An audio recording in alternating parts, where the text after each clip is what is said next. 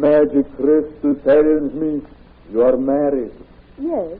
Your husband is a well-known professional man, a lawyer. Why, yes, Vandor. This is not your first marriage. You were married once before. How could you possibly know that? The magic crystal tells me. The magic crystal sees all, knows all. Your first husband was reported dead. Reported? What do you mean? He is not dead. You're wrong, Vandor. Your magic crystal is lying. My first husband died in a train wreck. I can tell you his name in the headlines of the papers. The magic crystal is not lying. Your first husband was a psychologist, right? That is right. About my bill, right? Your turban and robe and beard make it hard for me to judge. One night, 5 years ago, your first husband left you to go on a trip. The train was wrecked. As you say, his name was spread across the front pages. But that was an error. Your first husband is still alive. Brandon is... How can you know that? The magic crystal sees all, knows all.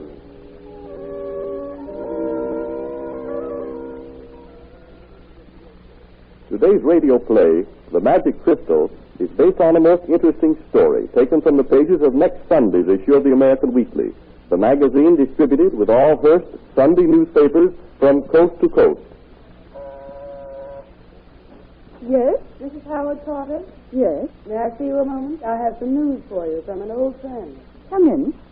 It's a charming home you have, Mrs. Carter. You said you had some news for me? So I have. Do you mind if I sit down? Thank you. Yes, no? Certainly, there are cigarettes on that table. This old friend is... What unusual-looking daggers. 3 of them just alike. Those are the same as Borgia's stilettos. You may have read about my husband having bought them last week at the art auction. Yes, of course. He paid a lot of money for them. I remember that, too. You must excuse me if I seem impatient to hear this news. I'm expecting my husband any moment. We're dining out in our... Certainly, I understand. They hint to make it snappy. Okay, Mrs. Carter, it's just this. Did you ever know a Brandon Gregg? Brandon? Yes. Who are you? I'm Kitty Egan, but that's neither here nor there. You have heard of Brandon Gregg, haven't you? Well, yes, of course. He was my first husband. He died 5 years ago. Really? Well, Mrs. Brandon Gregg, Howard Carter, it might interest you to know, especially since your husband's being talked about for governor, that Brandon Gregg is still very much alive. You're lying. I don't know why you came here, but you can't scare me. Brandon Gregg died 5 years ago in a train wreck. May I use this phone? What for? I can prove to you that your first husband is still alive. How can you prove it? By letting you hear his voice. Oh, this is absurd. Take this receiver and listen. Hello?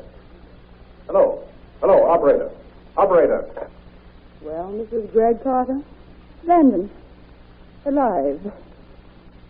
Why did you come here, Miss Egan? To tell you the news. Is that all? That depends on you. What do you mean? It's worth enough to you. I won't tell anybody else. Anybody else? The newspapers, for instance.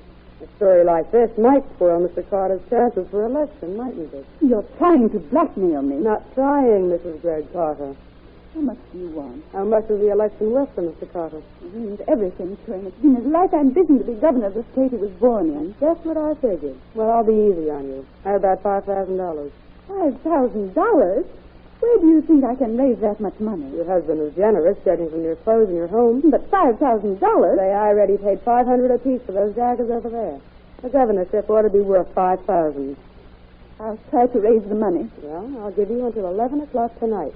My address is the Claymore Arms, apartment 6D. I'll be there at 11. There's no use of your looking at me like that. This is surely a business proposition. Well, I'll see you tonight, then. Be sure you bring the money and not one of those expensive daggers. An idea.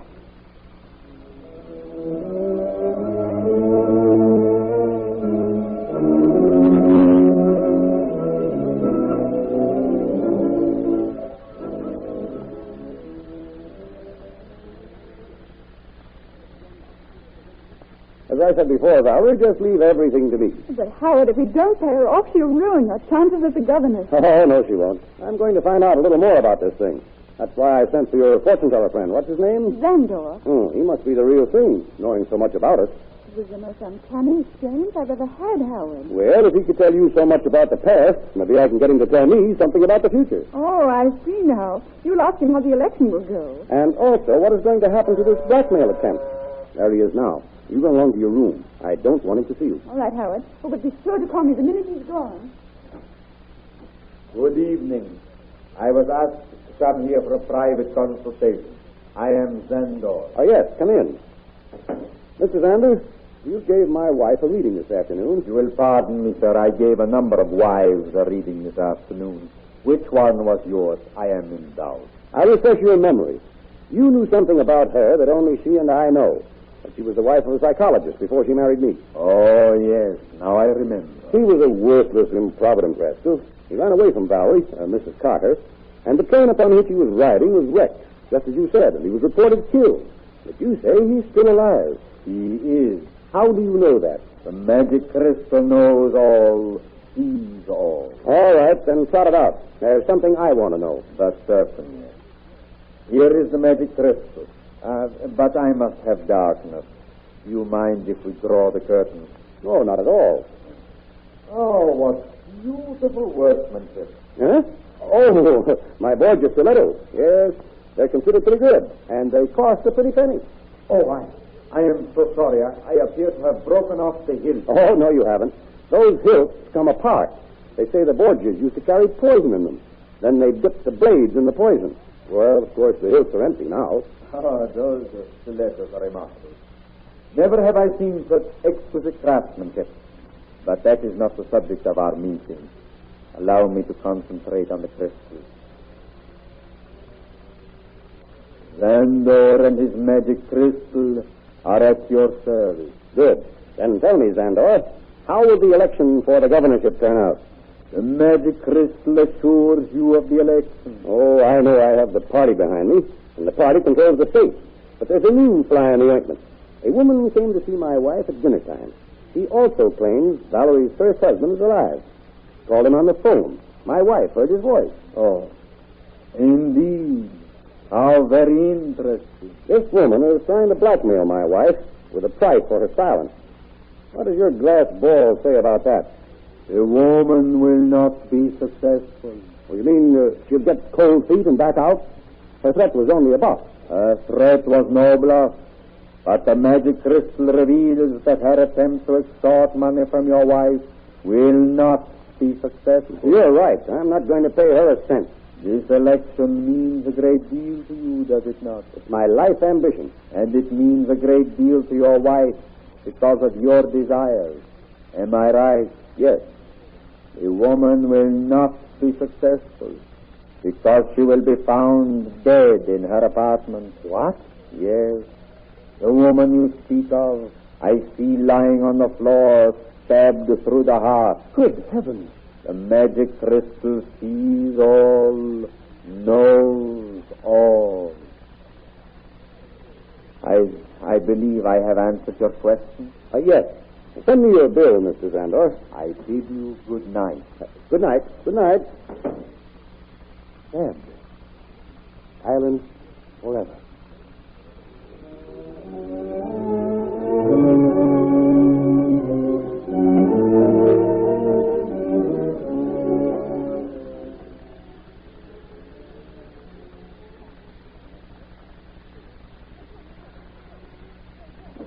This is Greg Carter, and right on time. Yes. Well, where's the money? I haven't got it. What? You mean to tell me you dare to come here without it? Why? Miss Egan, you can't do this thing to my husband and me. We've never even heard of you before. I came here tonight to ask you not to do anything to it. Is that so? Well, get this. Brandon Gregg threw me aside for you. I was good enough until you came along. Oh, so that's it. Yes, that's it. There never was any chance to get back at you until now.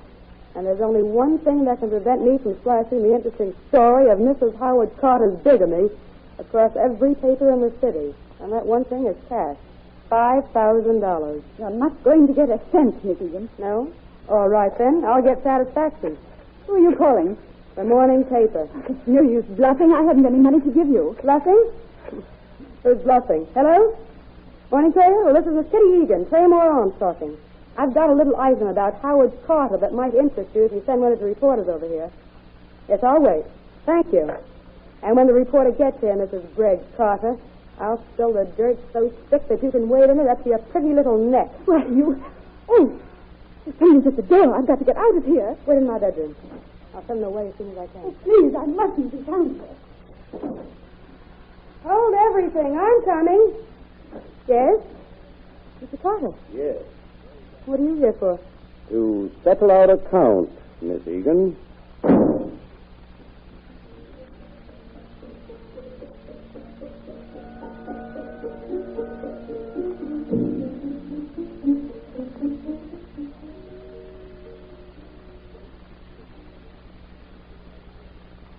Well, Valerie, I see by the morning paper a Miss Kitty Egan was found stabbed to death in her apartment late last night. Yes. Well, that settles our blackmailer, all right. Yes. Why, what's the matter, Valerie? You look as if you were frightened to death. I am. Howard, I was at that woman's apartment last night. Valerie, you... I went to beg her to stop before it was too late. In front of me, she called the papers and asked for a reporter. Said she had an item about you they might be interested in. And then, what happened after that? The doorbell rang and I went into her bedroom. You were in the bed... Go on. I heard her answer the door. I heard you say you'd come to settle our account. Well? Oh, I was frantic. I found a door leading out into the hall. I ran out and started down the stairs. Then I decided to come back and face her with you. I returned. After I had left? Yes. Here is the stiletto, Howard. But the hilt is missing. Valerie, good heavens. Darling, Haven't you got it? I? Howard, didn't you kill her? No. I thought about it, but I couldn't go through with it. So I paid her and left. Valerie, did you... No, I didn't do it. I came back and found her lying dead on the floor. I took hold of the blade and pulled it out. The hilt was nowhere to be seen. I came straight home. Nobody saw you? Nobody. Good. Then they can't pin this thing on her. Oh, who can that be? Now, steady, old girl. I'll answer it. Howard Carter? Yes? Come with me to headquarters. What for? For questioning in the murder of a woman named Kitty Egan. She phoned the papers. She had a story about you. You were seen going into her apartment.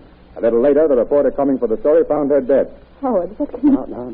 Steady, old girl. Everything is going to be all right. Hello. What's this stiletto doing here? And where's the hilt? Howard, We'll take this along with us. It might just happen to fit the stab wound. I can explain everything, officer. Just a moment. I'm sure Mr. Carter can't explain as well as I. Vandor. What are you doing here? I came to clear up a mystery.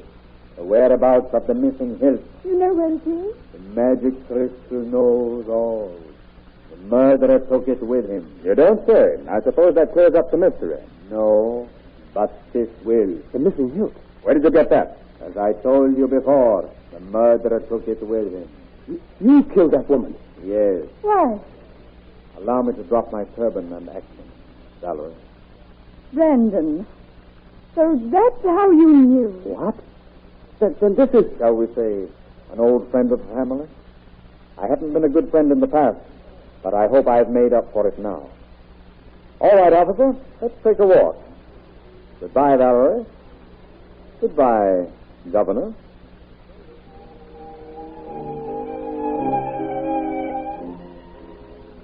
The radio drama to which you have just listened was suggested by one of the many varied and interesting stories and articles appearing in next Sunday's issue of the American Weekly, the magazine distributed with all Hearst Sunday newspapers from coast to coast.